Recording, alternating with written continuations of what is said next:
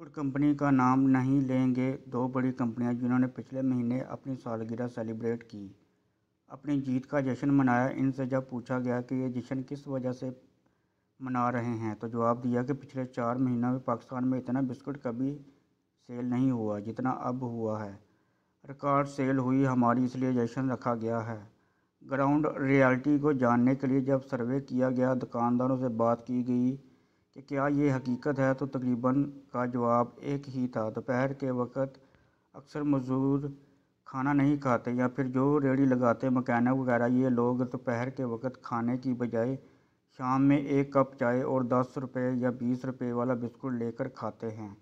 ऐसे पेट भर लेते हैं। पूछा गया कि फैक्ट्रीज़ एरिया में तो सस्ते चने के पुलाव, आलू का पुलाव, इस तरह के खाने अवेलेबल होते हैं, फिर ना खाने की वजह क्या है।